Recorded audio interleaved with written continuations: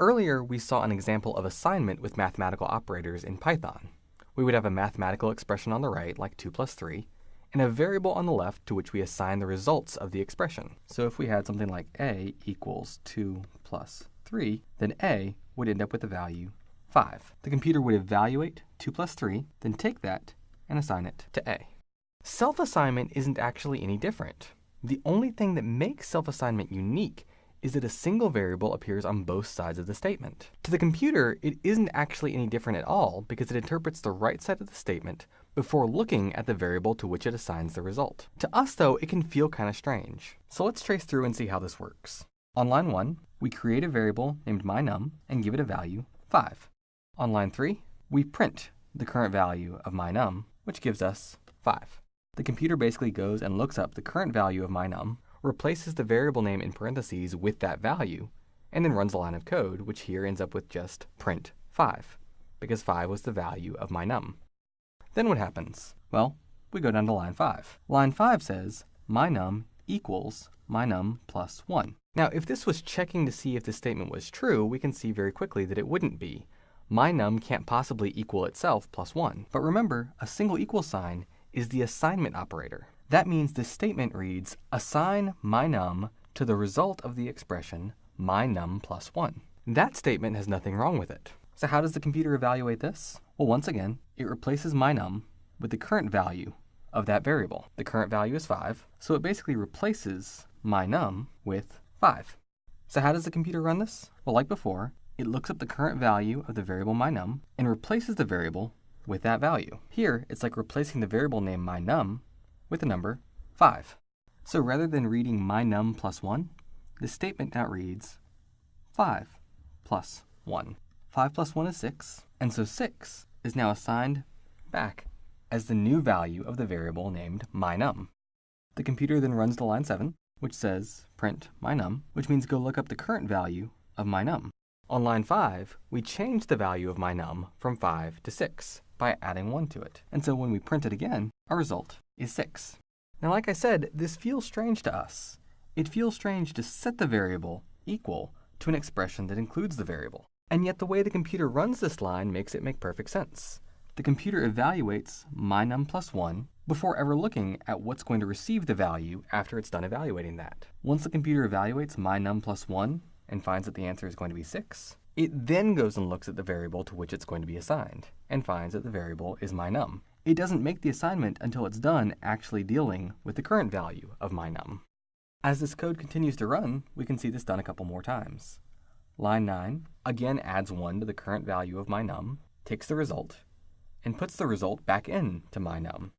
Then line 11 prints mynum and gives a result of 7. Mynum was 6, we added 1, now it's 7. Line 13 does the same thing again, but now it's plus 5. Set mynum equal to mynum plus 5. Mynum was 7, so set mynum equal to 7 plus 5. Set mynum equal to 12. Mynum equals 12. And sure enough, on line 15, mynum now equals 12. As far as the computer is concerned, the mynum that receives the value and the mynum that calculates the value are basically like different variables altogether. By the time it's ready to assign a value to mynum on the left, it's done dealing with mynum on the right. This same exact principle works with all the other mathematical operators we've talked about as well. Line 2 creates mynum and assigns it the value 5. And so right now the variable mynum has the value 5. Run line 4, and we see sure enough, it has a value 5. Line 6, like before, adds 3 to the current value of mynum and sets the result equal to the variable mynum. Line 7 prints that, and the result is 8. 5 plus 3 is 8. Line 9 does the same thing, but now it uses subtraction. Mynum equals mynum minus 3, so set mynum equal to the result of mynum minus 3. Last we checked, mynum had a value of 8, and so this becomes mynum equals 8 minus 3. 8 minus 3 is 5. And sure enough, when line 10 prints it, we're back to 5. And as we go down, we see this works the same way no matter what mathematical operator we use. Line 12 uses multiplication, and sure enough, printing line 12 gives 15, which is 5 times 3. Line 14 uses division, and specifically it uses floor division. So it's going to round the result down to the nearest integer. However, the last value of mynum was 15, and 15 is evenly divisible by 3. So when we print the result after dividing by 3, we get 5. 15 divided by 3 is 5. The fact that we used floor division is the reason why there was no 0.0 on this. If we'd used regular division, even though 3 goes evenly into 15, we would have had 5.0. Line 18 then uses exponentiation. It raises the previous value of my num to the third power.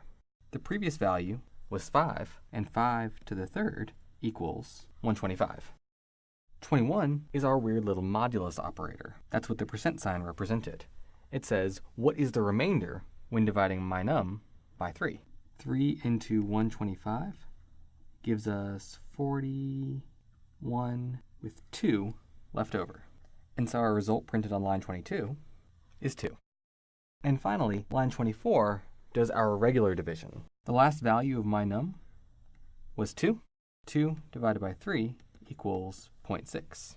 6, 6, 6, and so on. And so, that's our final value of my num when line 25 is run.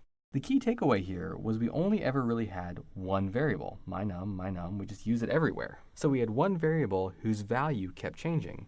And most importantly, it always changed based on the former value of that variable itself. Now it's also important to note that this works no matter what is on the right side of the assignment operator. Here, on line 2, we create a new variable called myString and give it the value hello world that we've seen before. On line 4, we print it, and we see it as we expect. On line 7, we run this funky little piece of code. We'll talk more about what this actually means later, but for now, know that the length function returns an integer that holds the length of whatever was in the parentheses. If you're using a string, it's the number of characters. So 1, 2, 3, 4, 5, 6, 7, 8, 9, 10, 11, 12. So 12 characters in hello world. This then converts the number 12 to a string 12, and it assigns it to the variable myString. When line 8 runs, it now has that new value, 12. We could then do that again. On line 11, we again set myString equal to the length of my string, and there were only 2 characters in 12. So now our answer is 2. The point here is that we can use self-assignment for things besides just math. We might not do it often, but it will definitely come up sometimes. The important takeaway here is that as far as the computer is concerned, it really doesn't matter if the variable receiving a value is used in the calculation of that value. The computer evaluates the right side of the expression to get the value, and then it assigns that value to the variable itself. It first evaluates the right side, and then once it knows the answer to the right side, it takes that value and puts it into the left side. Having the same variable on both sides doesn't affect that process, in large part because the very first thing the computer does is replace the variable name with the value of that variable. It then does the evaluation with the value, so by the time it has an answer, the variable is no longer part of the equation.